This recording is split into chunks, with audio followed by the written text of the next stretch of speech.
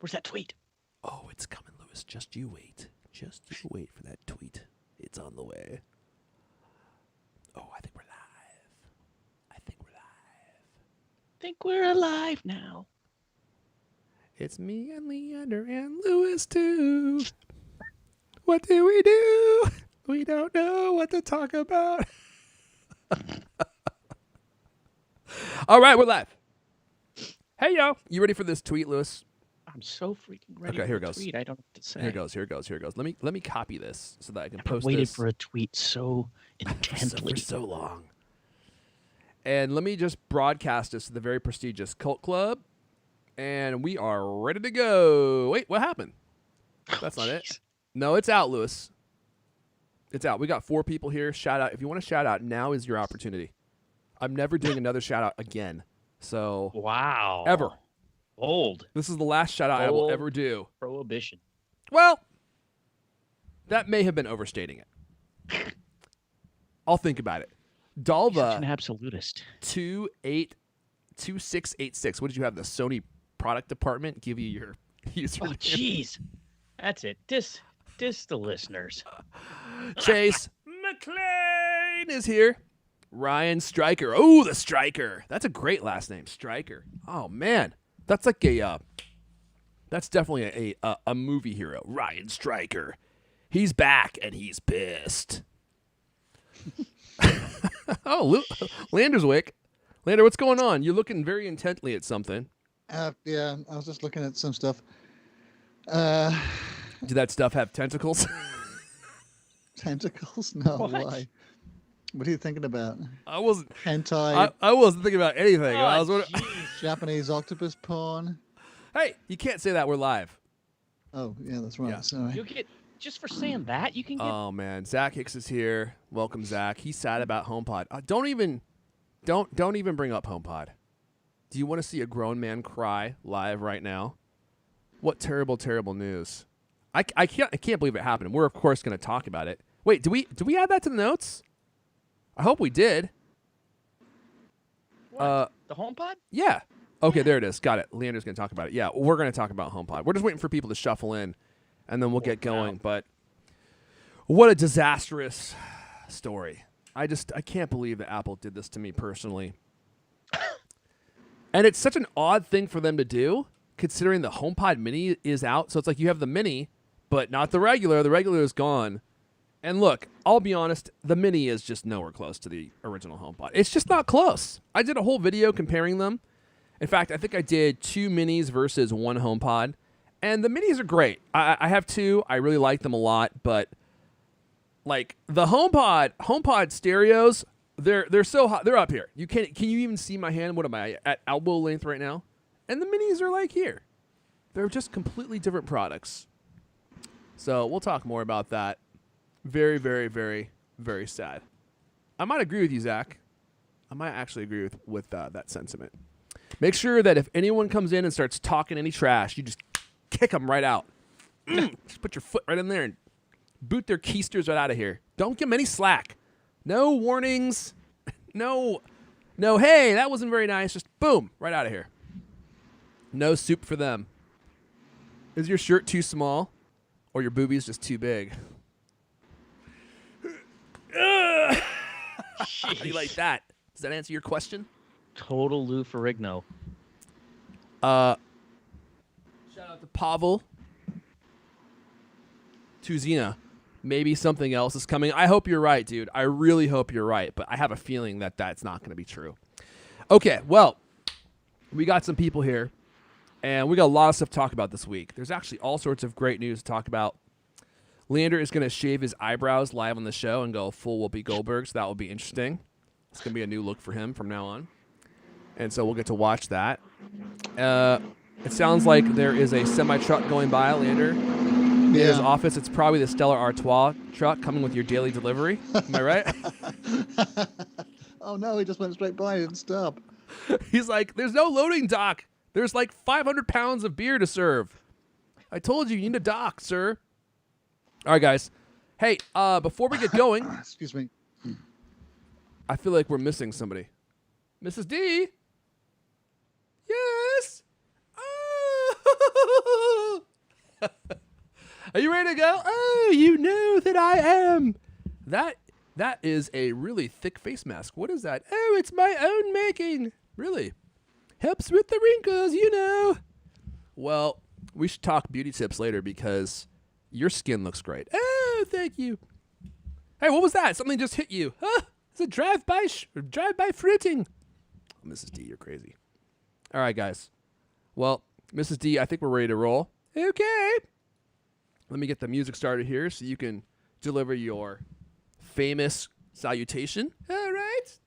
And here we go. Hello, and welcome to CultCast, the best 30-plus minute Apple conversation you're going to hear all week long. I'm your host, Careful Elijah. Joining me today, he's the real life I'm a Mac guy. But unlike Justin Long, he's never going to sell out and start shilling PC laptops like that traitor.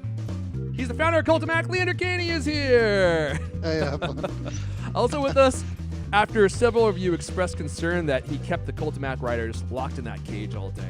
Don't worry, he's heard your concern. Now we have what he's calling free-range writers. They can roam the yard, they can go to the bathroom, but if they stray too far, he gives them a little buzz on those new electric collars he had installed. It's just a little tingle, though. Never above 240 volts. Usually not, anyway. His managing editor of Cult of Mac, Lewis Wallace, is here. Yeah, they're good-looking collars, man.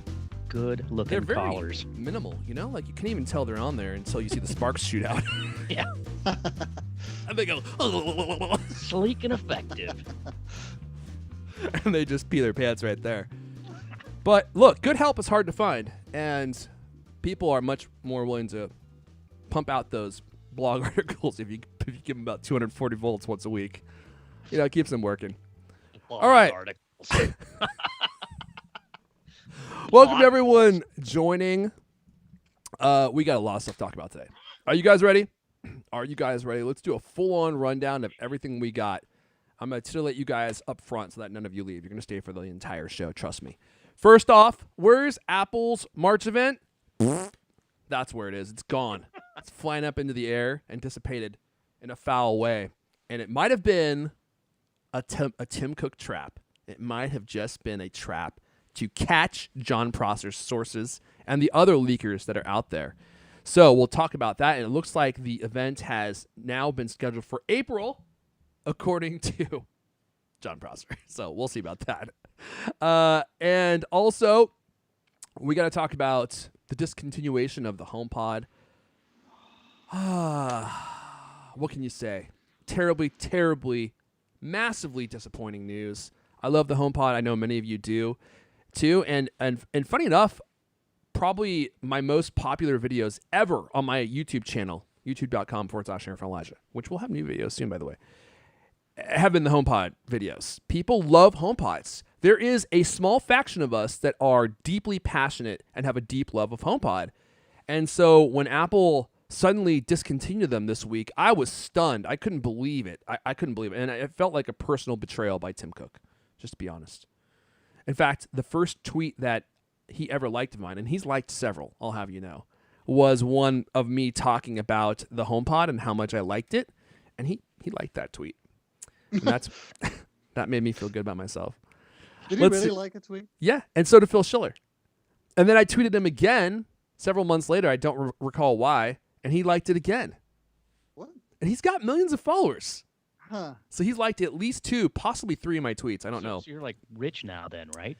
Oh, yeah. The movie offers are just rolling in. What an influencer. Spielberg won't stop bringing me.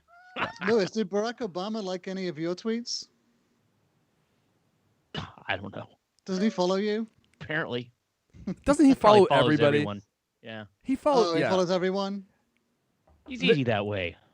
He's one of those guys that just Yeah. follows absolutely everybody and hopes that you'll follow back, and then as soon as you do, he just unfollows you. That's like an actual social media strategy that people will employ. They'll just follow. They'll have a bot do it. They'll just follow these accounts, and then when you follow, they'll just unfollow you, move on. So it looks like they have like all these followers, but in fact, it's just a bunch of people Harvesting followers. Yeah, it's follower harvesting. Yeah, Wow. and That's awful. I know it really kind of makes you feel like you've been used when Dirty. you get Very dirty. you get notification that like Will Ferrell followed you, and you're like, whoa, He loves the CultCast. And then you go look, and it's like he's following like 6.9 million people. What's the point, you know? Just that you'll follow him, and he can promote his latest soon-to-be failure of a movie. I actually love Will Ferrell. Don't get me wrong.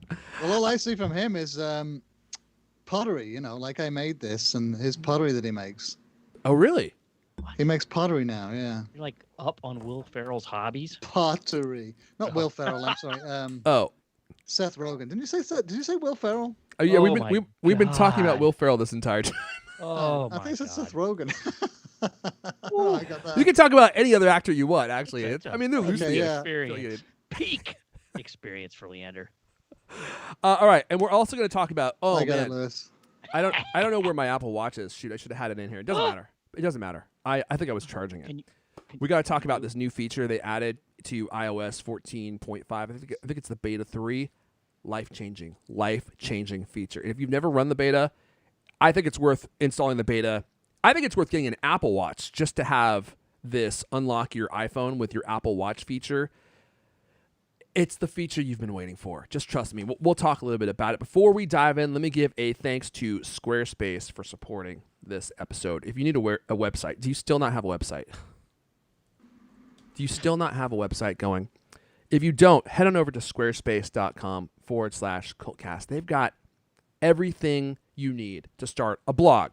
You could sell products and services of all kinds. You can start a private community and have those community members pay you, make some money off building a really great community of people with similar interests. You can have people pay you for your time. You can have a calendar up and people can schedule your time. I mean, Squarespace really just does it all. I have 2 Squarespace websites, and they're so easy to use and build that you'll actually keep your website updated. You can bring in contributors, so you don't actually need to do work all yourself. And your website will be automatically rejiggered so that it looks great on any device that visits a computer, mobile device, iPad, tablet, you name it. And it looks beautiful. It's so easy to get up quickly, or you can dive in and customize absolutely everything without having to know how to code anything. Extremely powerful, but also so easy to use that you'll really fall in love with it. Head on over to squarespace.com/cultcast. Get signed up for the free trial. You can build a website, see how you like it, and if you love what you have after the 2-week trial, you can get 10% off your first purchase with code CultCast at checkout. And if you order a year of service, which is what I normally do, you can get an additional discount plus a free domain name at squarespace.com/cultcast. Use the offer code CultCast at checkout. You're going to love the way your website looks. I guarantee it. That's a little line that I came up with. I feel like it has a nice ring to it. You're going to like the way your website looks. I guarantee it. You guys like that line? What happened to that guy? What guy? The guy that used to say that, Mr. The suit guy.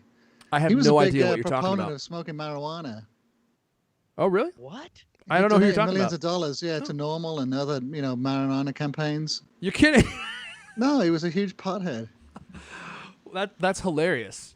Now it's Rick Steves. Well, I hope he made a lot of money selling all whatever he sold, because I'm gonna sue him for trademark infringement, Ripping off your ripping off idea. my line. Yeah. Good luck with that. What about Rick Steves? What? No. We're not talking about Rick Steves. Rick Steves. No, Rick Steves is now the new spokesman for Normal. What's that? He is? The campaign to You're ease kidding up me. marijuana laws. Oh. No, you didn't know that? That No. doesn't surprise me in the slightest. That guy is a huge bong huffer. Rick Steves? You did not No, know of all that people. about Rick Steves? No. My He favorite seems part about as Rick Steves. Square as square can be. No. I know exactly. That's why he's such a great spokesman, because he's He's people don't totally really- normal. Yeah, exactly. I know. Yeah, he's the embodiment, the epitome of normal. Rick Steves, I know, the clean cut. He looks like he would be great at doing your taxes. Rick Steves is actually a huge bong huffer. Let me see if I can find a picture of Rick Steves for those that don't know who he is. He's been around forever. He is this is the perfect picture. Let me just bring this up. Okay, browser mode. This is Rick Steves, this guy right here. Look at that haircut. Look at that clean cut haircut. He actually looks like he is Bill Gates' cousin or something. And Square cousin, yeah. he is like the can't see- squarest guy you've ever seen. And Is there? I can't see the pictures. You got a fanny pack on? well, I'm positive he have to does, show- and it probably says Rick Steves Travel on it. That's his passport, and then he probably sells them. So Rick Steves is the host of Rick Steves Travel Series. Actually, they're based in Edmonds, which is probably, 30 minutes from where I live. And he built this huge travel empire, writing books about like Europe through the back door and travel places through the back door. So he'll tell you where to go and where to stay and all that kind of thing. And he built like an entire empire on travel. This picture. Okay, wait a This is second. really nice shows on people, like public broadcasting stations here in the U.S. Yeah. Half-hour travel, hour-long travel shows. Really, really relaxing. It's like watching Bob Ross. It's like it's super calming and just makes you feel really just gently. He's got such a nice manner. He's very, very calm and ASMR-ish. Is that him when he was a kid? That's him when he was a kid. So this guy that I'm showing on the screen, I just sent it in the Slack, Leander. So like you look at this guy, and you're like, that dude definitely huffs off the old bong. He's taking some serious huffage. But then you go to this guy, and you're like, he's like, I guess he just never gave it up, like. Oh, is that what he used to look like as a teenager? That like was a him. hippie? That was him then. Oh, no wonder. It all becomes clear. That was him then. And Like his backpack is so weighed down with nugs that he can barely keep it on his back. that's all that's in there. It's just like He's 400 so pounds stoned, of he can't even nuts. tuck his shirt in properly. He's probably smuggling it across the border too. Look at that smile he has on his face. He's like, I hope I don't get caught by customs. Yeah, so this guy definitely likes a backpack full of nugs.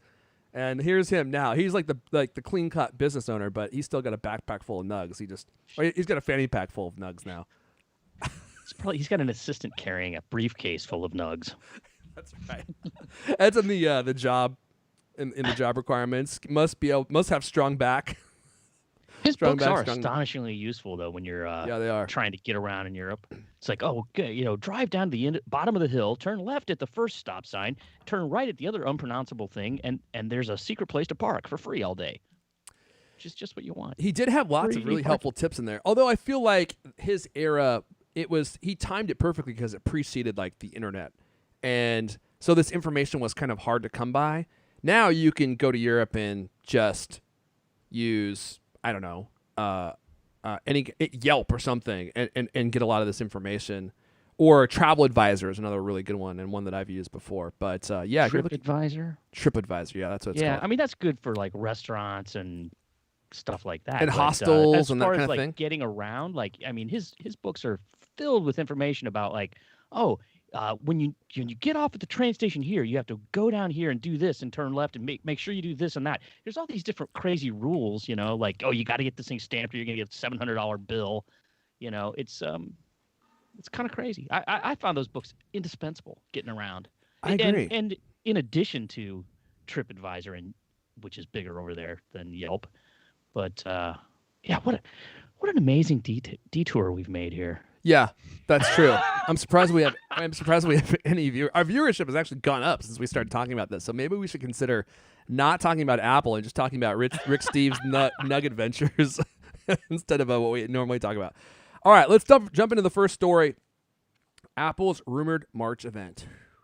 We were supposed to get a March event next week, and we talked last week about how if we're going to get one, the invites have to go out by Tuesday of this week. And they didn't, so I think it's fair to presume that we're not going to have an event next week. And so John Prosser, he put a lot on the line for this particular story. I'll let Leander take it away. Leander. Oh, I thought you were doing it. No, wait, am I doing it? Oh, I am doing it, am I? Oh, shoot, okay. All right, well, I guess I'll just do it if you insist. All right, the misinformation about Apple's event. It may have been an attempt by Cupertino, Tim Cook himself, to catch the notorious John Prosser and people leaking about the company's plans. That's according to John Prosser, one of several people who had information and had shared the March 23rd event as the date for Apple's next special event. I'm on Lewis this whole time. Let me go back to my face. Hey, guys, sorry about that. Yeah. Do people a favor. God almighty. It was just you at full screen looking very bored. Slack jawed. Prosser was so sure that this event was going to happen that he promised that if it didn't, he was going to shave off his eyebrows and go full Whoopi Goldberg, which we learned in the pre-show banter. Leander didn't realize that she had no eyebrows. How do you not realize that? That's what happens when you take too many huffs from the Puffco Plus. He was genuinely shocked that Whoopi Goldberg did not have eyebrows. I can't believe it. Like all these years, I've seen like a whole bunch of them. You know, she's been around forever. I never ever noticed that she had no eyebrows. I can't believe it. Now I notice. Now I can't unsee it. Well, yeah, I mean it's like right in the front of her face. So John Prosser, I guess, is going to be shaving off the old brows, which I love. And it's not just that I'm going to love him not having eyebrows and going for that look from that Neo look from the Matrix, right? When he escapes that goo pod and he comes out and his eyebrows are gone. But here's the thing, and we all know this, is when you shave something, it grows back even bushier. So my favorite part is that once he goes eyebrowless, when he comes back, he's going to be full-on Eugene Levy. Here's what he's going to look like right here. Do you guys know who Eugene Levy is? Yeah.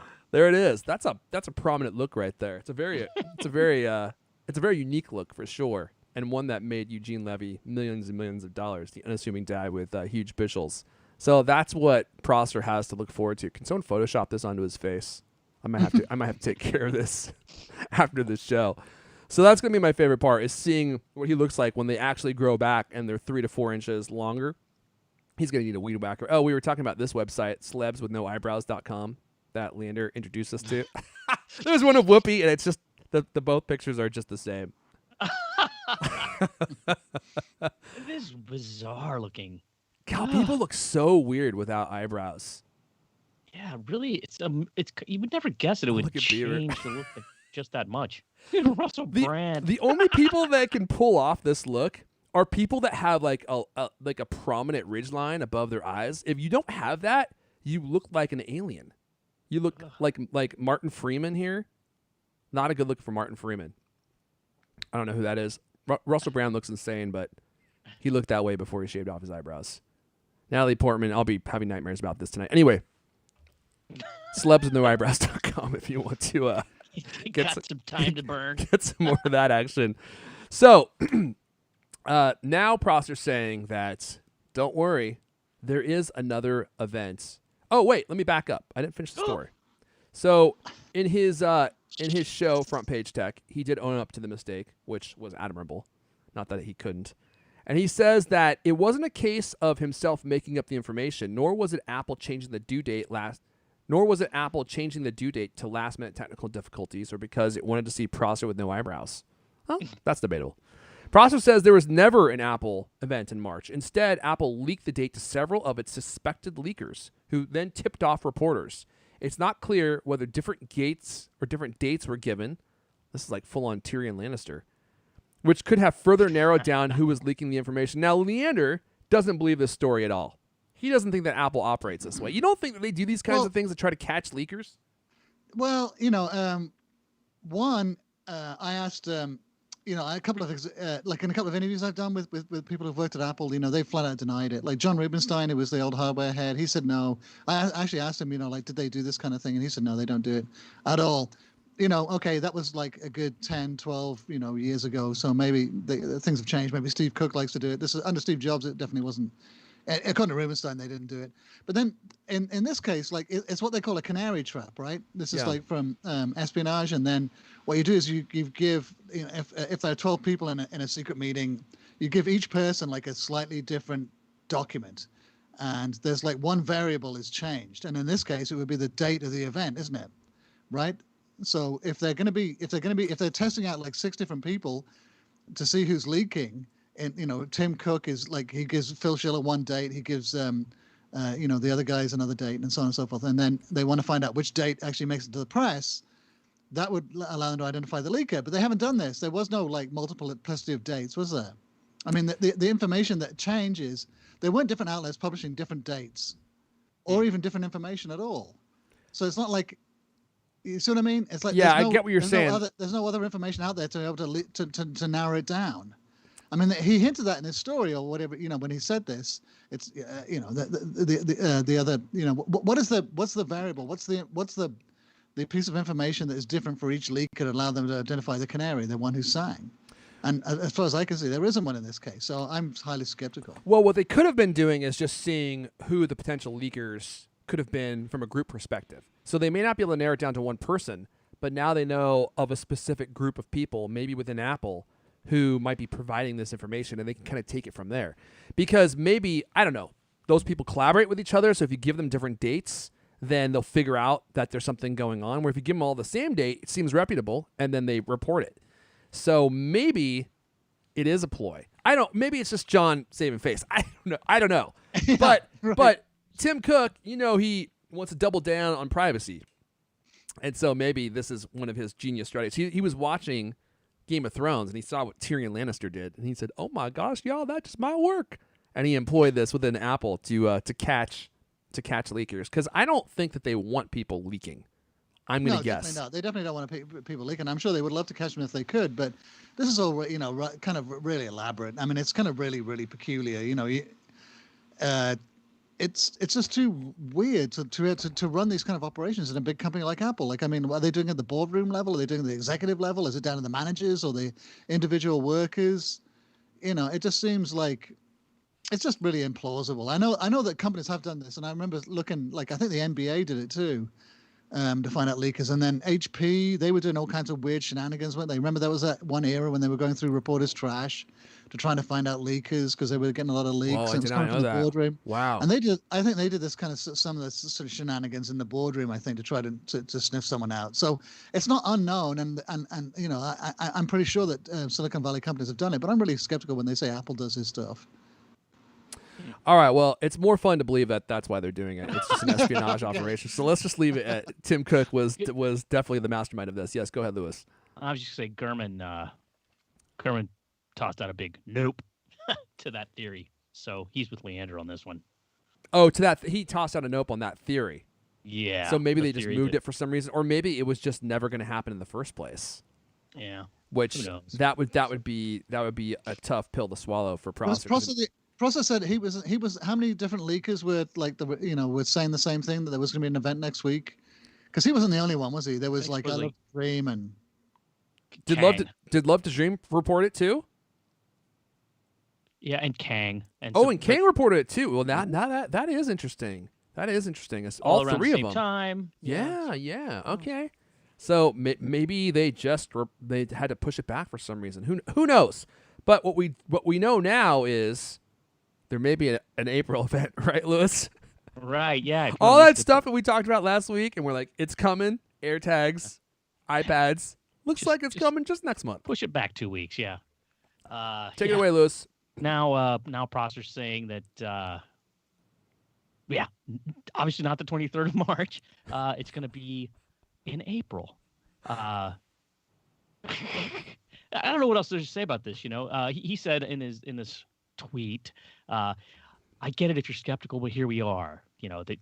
Because he said that Apple had never had an April event, which, as our writer points out, that's not true. Back in 2010, but Prosser was born in 2010, right? He's kind of young, but he's not that young. 2017. So there is precedent for having an April event, and none of this is set in stone. So I mean, the fact that they've usually had it in March and almost never had it in April, that kind of means nothing really. I mean, they're only going to do this depending on what they have ready and when they're ready to do it, right? So I don't know what else there is to say about it, really. I mean, yeah, it's delayed. All the stuff we were talking about before, probably iPad Pro, what we keep hearing about. Yep. Maybe new AirPods, although the latest things sound like that's going to be delayed. But then it sounds like AirTags are probably going to be the star of the show. Although, of course, you've been saying that for like a year and a half. So. Yeah, well, one day you'll be right. It's that Genie Munster strategy. Yeah. So the other thing I wanted to point out is, I don't know if I could find this. There was that leak of AirPods that came out. Oh, what am I doing? And it showed the AirPods 3, and they looked just like the AirPods Pro, except they didn't have those silicone tips that I was hoping and praying they weren't going to have.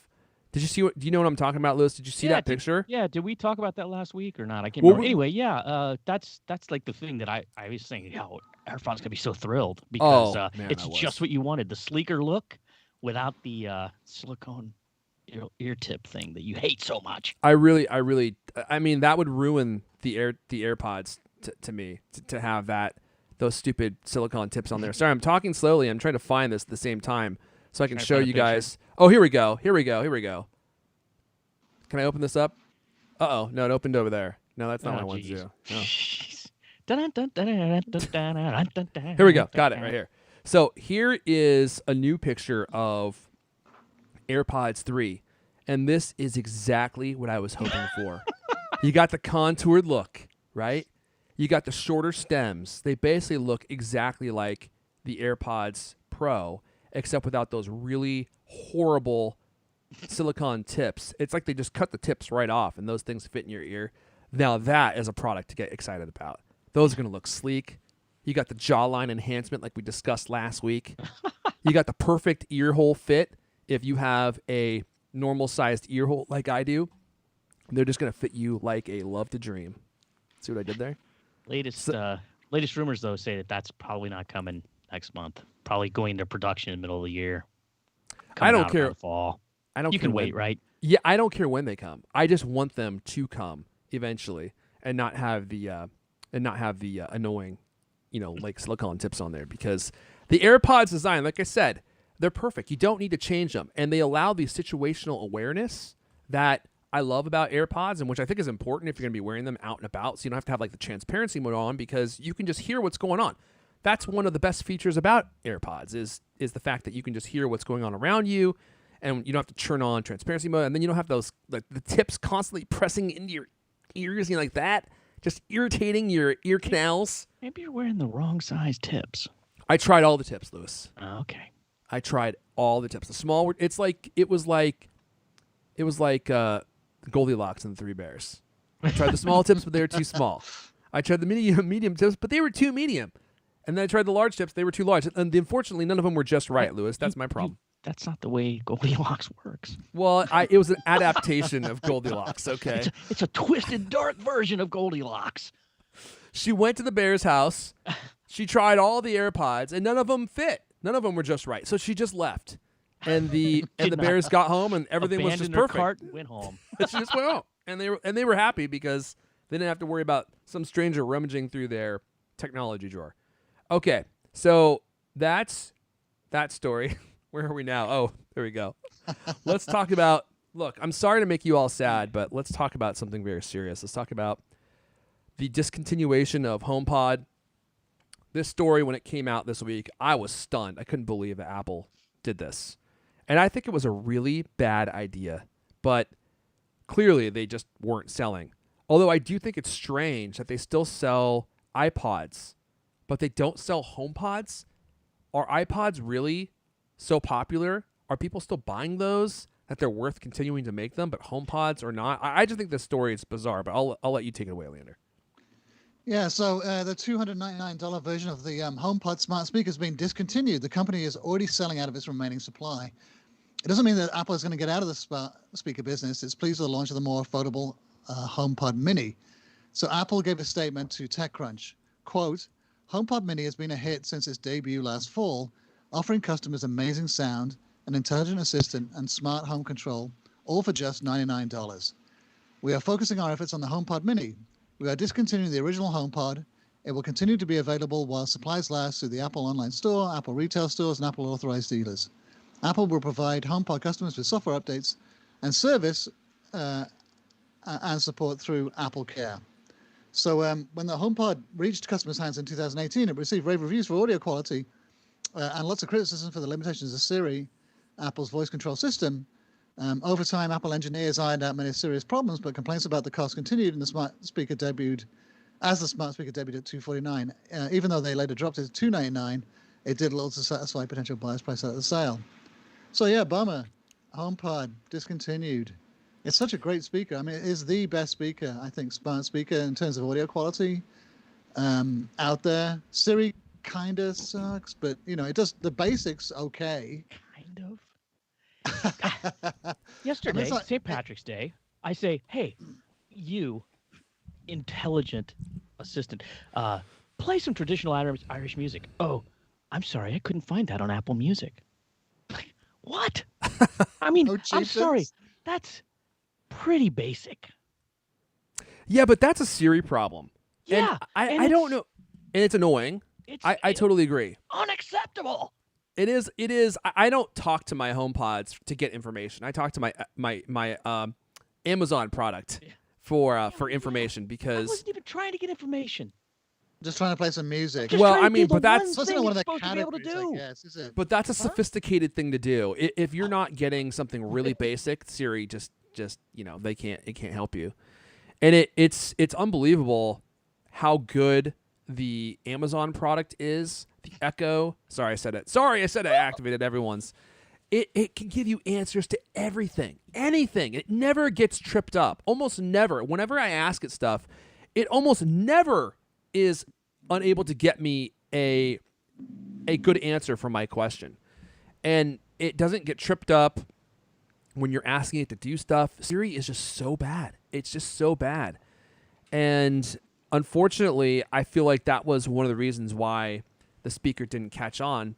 But maybe not. I saw a story here, so you guys may not have known this.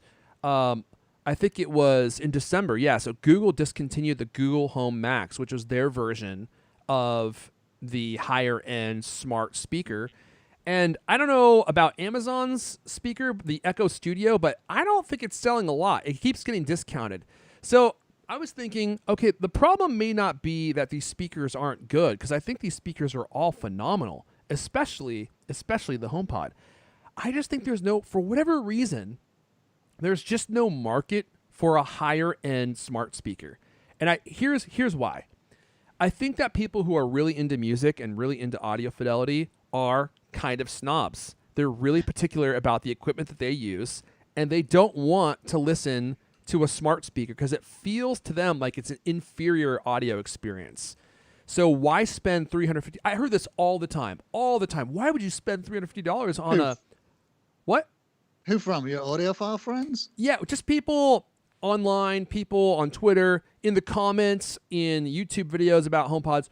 This speaker's so overpriced. Why would you ever spend $350? You could buy, and then you name the product, right? It's some esoteric Alexas were a lot product. cheaper, weren't they? Yeah, I mean, you can get really good Alexa speakers for like $99. That seemed to be sort of the price point, didn't it? For smart speakers, I mean, that's kind of my point, is for regular mortals who don't care about audio quality, they don't want to spend $350 on HomePod because they don't care about audio quality. The Mini sounds good enough, right?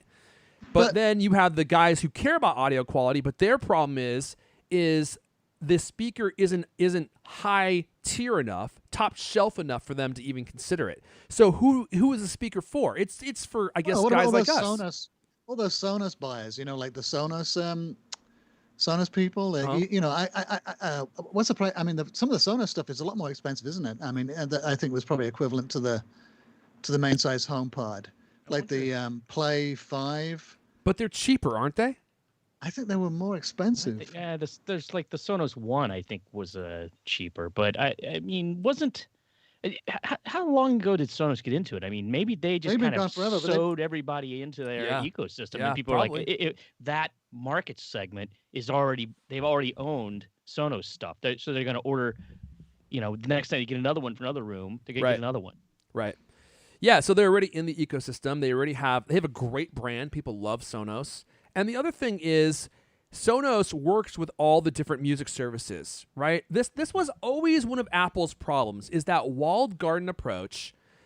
They only made HomePod compatible with Apple services if you wanted full compatibility. Initially, but now you can set Spotify as the default music player, right, on HomePod? No, not on HomePod. Not on HomePod, only on your iPhone. You still can't do it on HomePod, I don't think. Oh, yeah. So you're locked into Apple Music, but most people are not using Apple Music. So they shot themselves in the foot. AirPlay speaker. I know there's a lot of shortcomings with it, but I was a Sonos user and had over the years bought a whole bunch of Sonos stuff and had it all throughout the house, and I love that that you were able to play music like the whole house music. That was fantastic. But of course, it came out short because it wasn't voice activated, and you always had to go into the app, which always kind of stank on Sonos.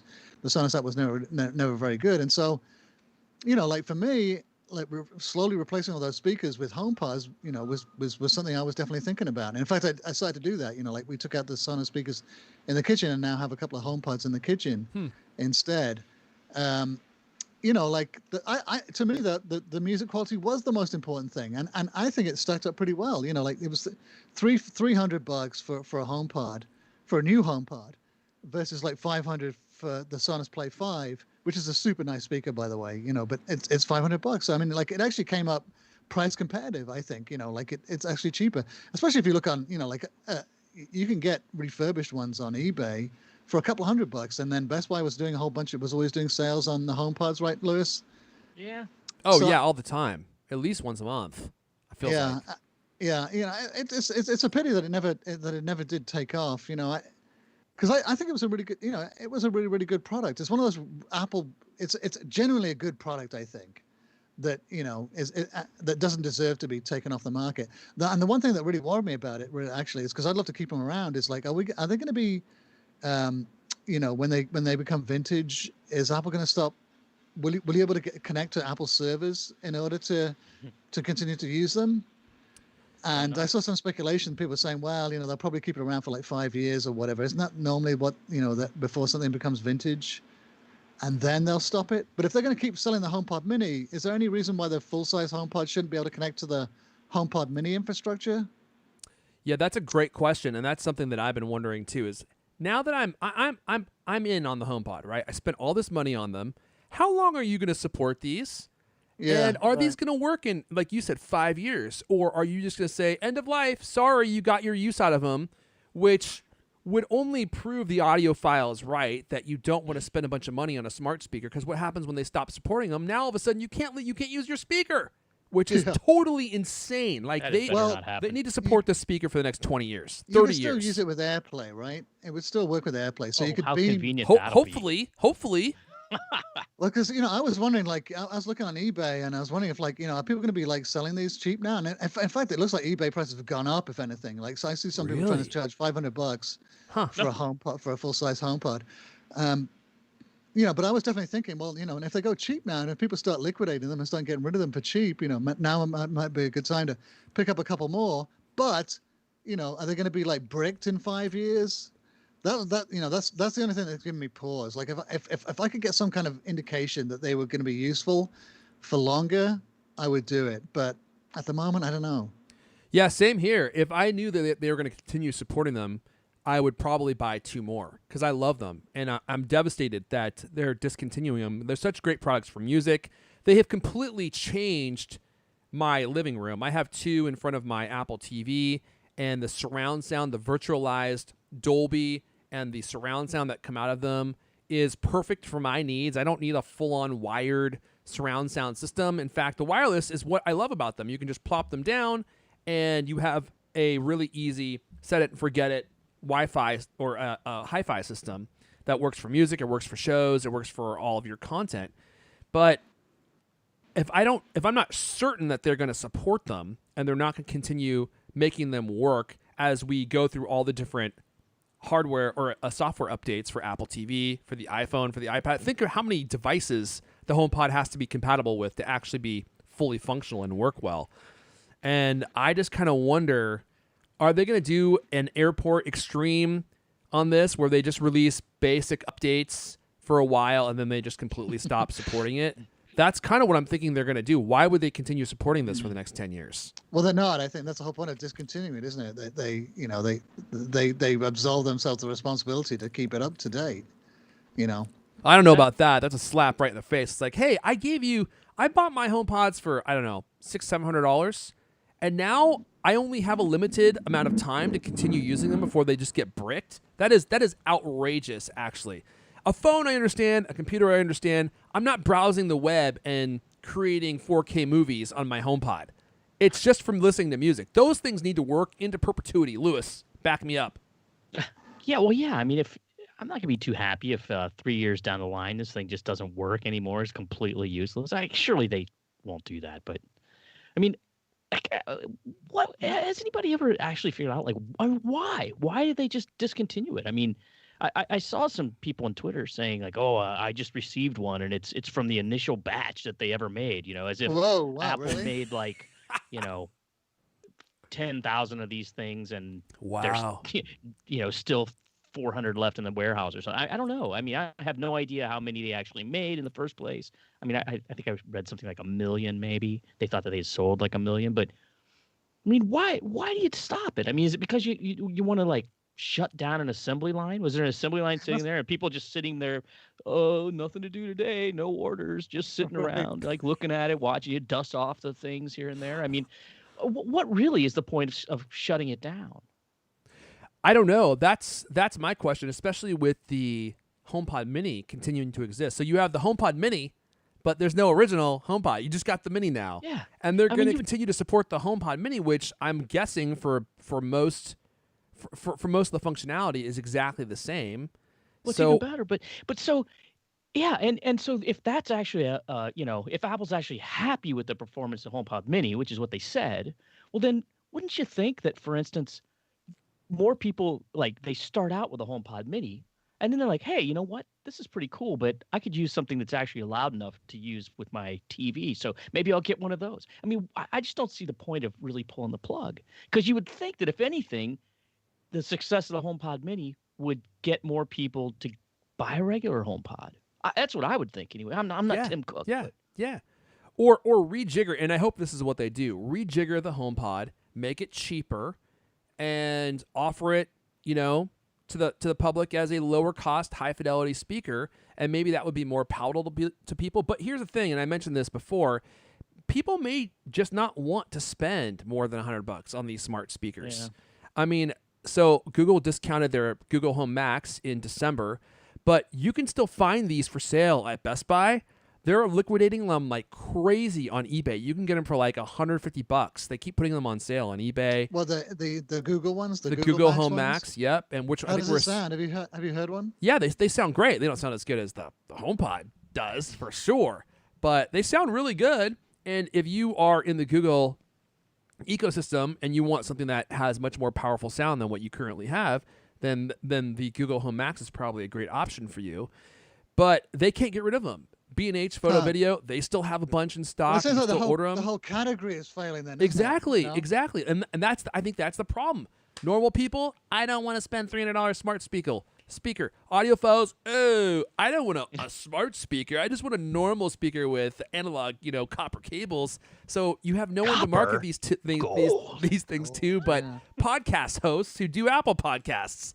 And I already bought my fair share, and I made enough videos on them. Look, Tim Cook, I did my best. If I could tell you, if I made $1 from every comment in my YouTube video that said Apple should hire this guy, I could buy another HomePod, okay? Because I probably sold, I'm going to guess 1,000 HomePods. And I wasn't trying to sell anything. I wasn't making any money. My love for the product, I was so passionate about it, I could not stop talking about it. And I made video after video after video, and I probably sold 1,000, maybe more. And that's not even including the HomePod Mini. And then there's this podcast, and I probably sold thousands on this podcast because they're such great products. They're too beautiful to live, honestly. They're just too good to exist. Apple custom designed absolutely everything in the HomePod, and they were designed to be a speaker first with smart functionality. Now, unfortunately, the smart functionality really felt bolted on, and it never got better. Apple should have integrated all these different music services. They should have treated the HomePod more like they treat Apple TV, where it's a product that they want to make accessible to all the other companies out there that want to put applications on it or want to have their music services on that, and they just never did it, which just basically doomed the product because there were way too many caveats to really love the product. Well, you had to have a Apple Music account, and you had to only use Apple services if you wanted to put things on your calendar or add things to notes or whatever. It was a device, an audio device for people who are engrossed in the Apple ecosystem, and ultimately I think that's partly what did it in. But when it comes to speakers, these are some of the best sounding speakers I've heard. They're definitely the best sounding smart speakers I've heard. I'm truly sad to see them go.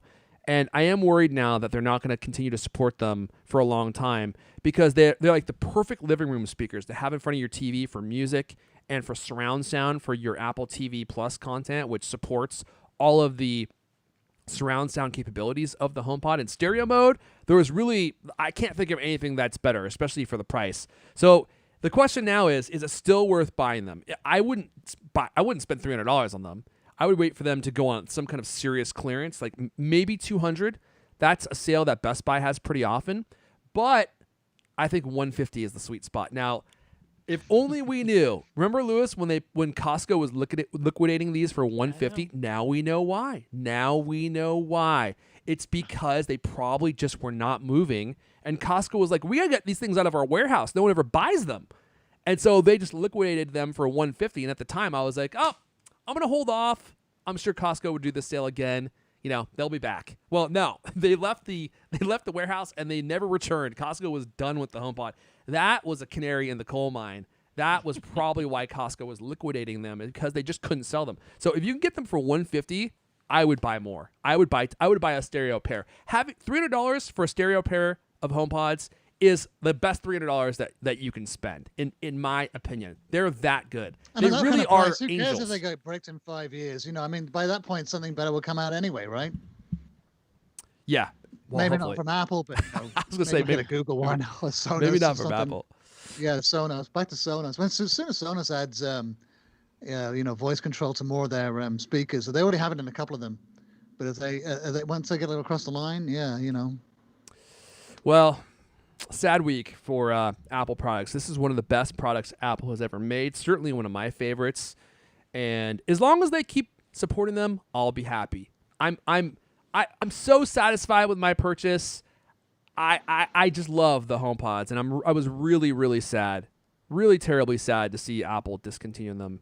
In the pantheon of Apple products that could be discontinued, these are not the ones I expected to be cut. Okay, let's wrap up with this story. We're gonna have to talk about Apple iPhone unlocking with the Apple Watch probably next week, because we're running kind of long here since I pontificated. After We could run. Should we teasing people like that? Well, should we just keep it going? So disrespectful. Should we make a Lord of the Rings extended edition? Well, we're going to do a phone call in about 30 minutes. So Okay, so we got to wrap it up here. Okay. Well, let's see if we can cruise through these really fast. So I'll just mention this quickly. everyone's listening nuts about this one. This was one of my favorite things that I saw the entire week. If you guys haven't seen these new Intel commercials featuring Justin Long, I tweeted this. I don't mean to be mean. It's just about one of the cringiest things I've ever seen in my entire life. Justin Long, I don't know why he accepted this role as Intel's new spokesman, but Yeah, I'll give you a clue. yeah, right. It's green, it's thin, and it's in a stack about this high. He's basically become the PC guy in these Intel commercials, and I don't know how he thought he was going to pull this off. He's a talented guy, he really is, but after you commit to being the Mac guy, and you spend years making fun of PC, you can't just go become the PC. That is one of the cringiest things I've seen. So they just released a whole let me see if I can pull this up. They just released a whole slew of ads of Justin Long basically doing his best to be kind of snarky and like roast Apple and talk about how great PC is. And the jokes don't land. It's just thud. It's hard. Honestly, it's kind of hard to watch. It's basically Justin saying like, "Oh, you can't do this with your MacBook Pro. Well, you can do it with your PC." And they honestly they should have gotten PC guy to do this, not Justin Long. He's way too steep. Yeah, right. Didn't they get the wrong guy? They got the wrong guy for this. They should have got John Hodgman. That would have made so much more sense, because finally, like, PC is redeemed, right? Here's all the great stuff that you can do with your PC that you can't do with your Mac. That would have made sense. It would have been logical, yeah. It would have maintained the logic of the whole series. Yeah, exactly. And that would have been a play off the existing series. They would have run away with that one. But having Justin Long do it, it's like, well, wait a second, dude. You're the Mac guy. We all know that you don't believe this. Like, there's no doubt in my mind that Justin Long, his entire extremely urban New York apartment is filled with Macs and Apple devices. You think he has a PC in his New York apartment? No, not a chance. Probably has one now. Yeah, well, it was given to him by you think Justin Long is using the Lenovo Yogi 560. No, he's not. I hate to break it to you. So it just comes off as contrived and totally unbelievable. And I almost sprained my cheek because I was cringing so hard. It's just absurd. And the jokes were delivered in a way that you can tell that Justin Long is just like, dude, I'm just here to collect my paycheck. What do you want me to say? I'm just here to. I wonder if we can play this. No, I better not. I don't want to risk it. How many commercials do we have here? 1, 2, 3, 4. Well, the other thing 5. too is that the commercials are kind of weird themselves, aren't they? They're very defensive. They're really reactionary. It's like, oh, you think you're switching to the Mac? Don't go. We don't want to lose you. Here's all the stuff we've got on this side. It seems to be kind of really desperate. Whereas that I'm a PC, I'm a Mac. Back in the day, it was like pitched at Windows switches, wasn't it? It was clearly aimed at people who were using a PC that they didn't like anymore. Oh, hey, come on over to the Mac, check it out. But this one is like, please don't go. It's so desperate and clingy and pathetic. Pathetic's the perfect word. Yeah, you're right. It's the perfect word. It's not got the, it doesn't have any sort of swagger or any like, it's sort of, it really is like, it's really appealing to people not to be dumped. It's like, please don't dump us. Please don't dump me. I've been working out. Look at my body now. Yeah, I think they're a huge. The only thing they succeeded at is getting everyone to talk about them. I mean, you got to admit they did get a lot of attention. I mean, everyone's been talking about it, but it's in a negative way. So I know some people in advertising, they think that all advertisers, any attention is good attention, even if it's negative. But I don't think so in this case. Definitely not true. And to your point, yeah, I wonder who their audience is here. Are they trying to talk to PC people and ask them not so, yeah. and just being like, please don't leave. Intel's still good. We still got it. Right? It's like it's just very, to your point, it's very uncool. The Get a Mac ads, they had like a really cool attitude and delivery, and these really they just don't.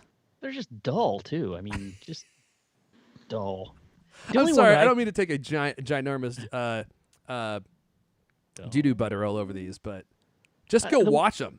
They really are hard to watch. Sorry, Lewis, go ahead.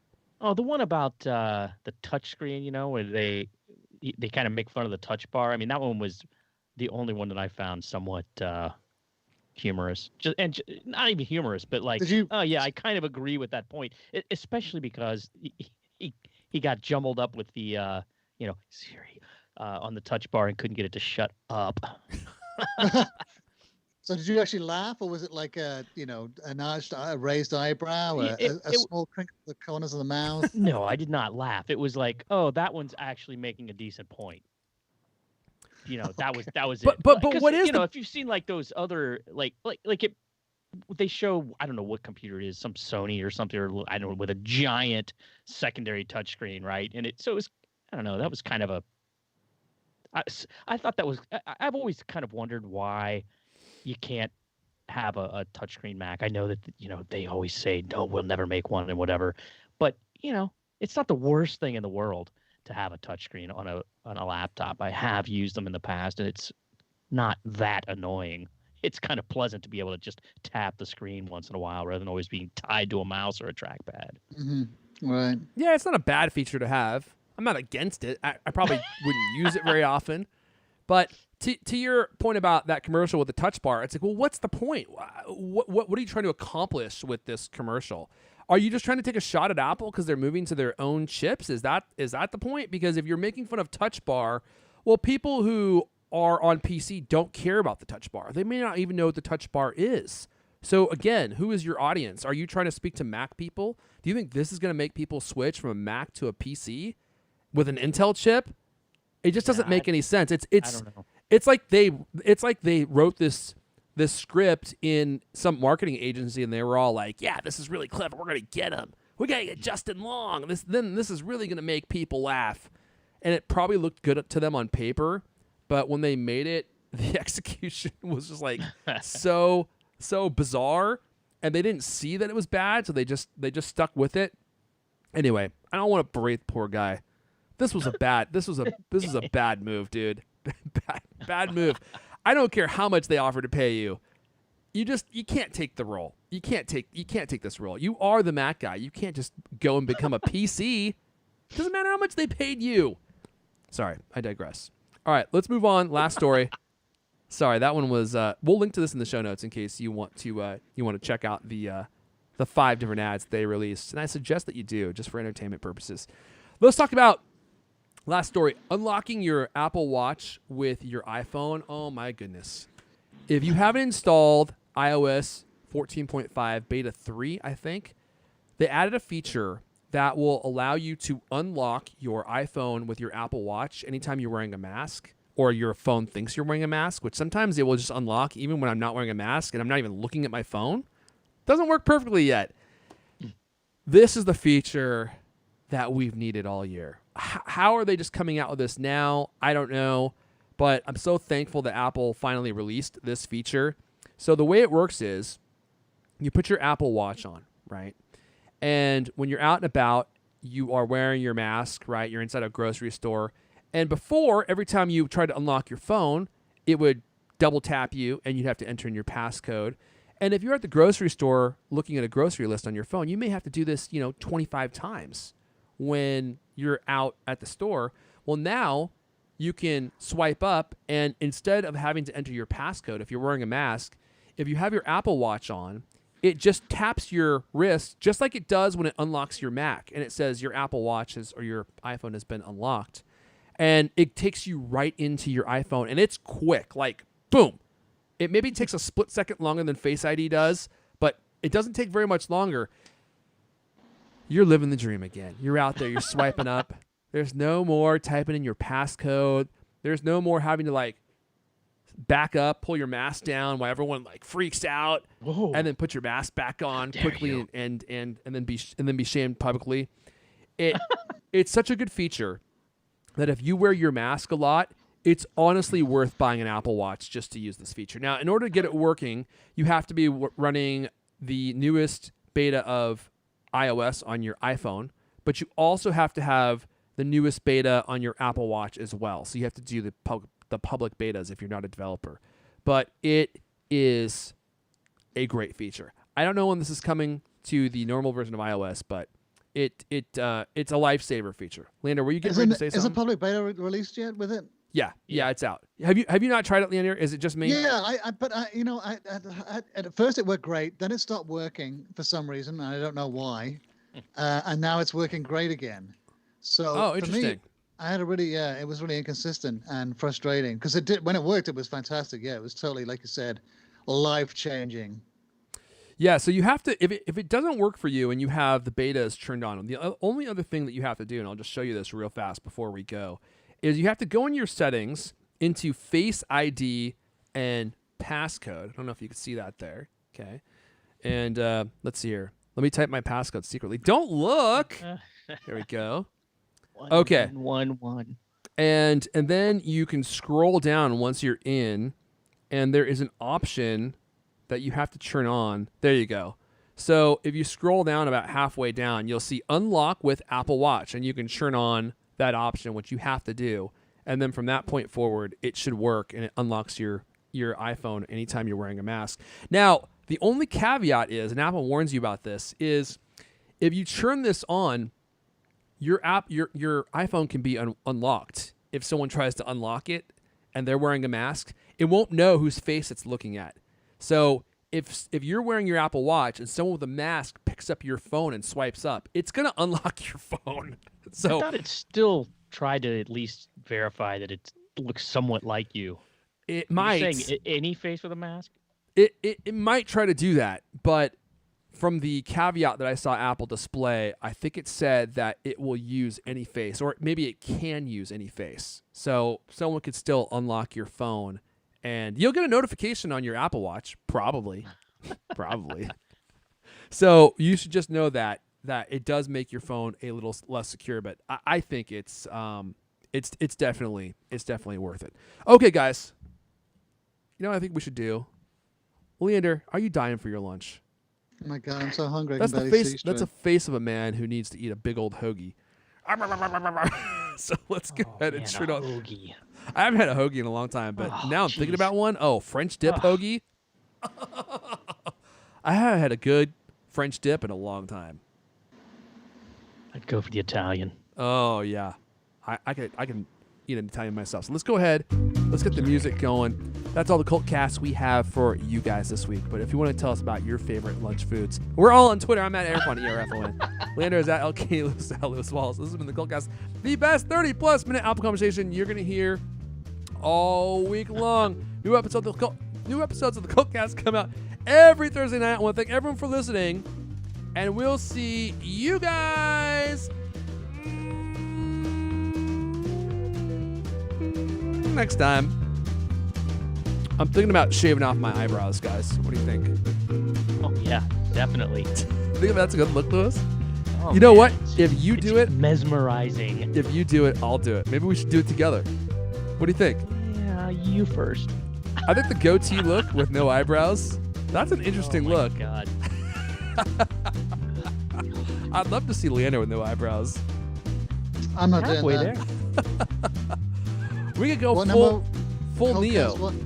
I think we're at Full- 484. Let's go full Neo, where we just shave our heads, shave our eyebrows, and shave our face, and then rub our entire head with baby oil. What do you think about that? Yeah, that sounds like a Think about real good idea. Just think about it. All right, guys. I'm gonna take the music down now. Stop the stream. Here it goes. Ready? Thanks to everyone who listened. Hanging out.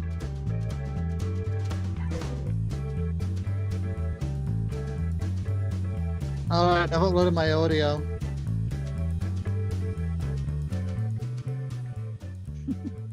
I'm out of here. I gotta eat something before we have this. We gotta do a video.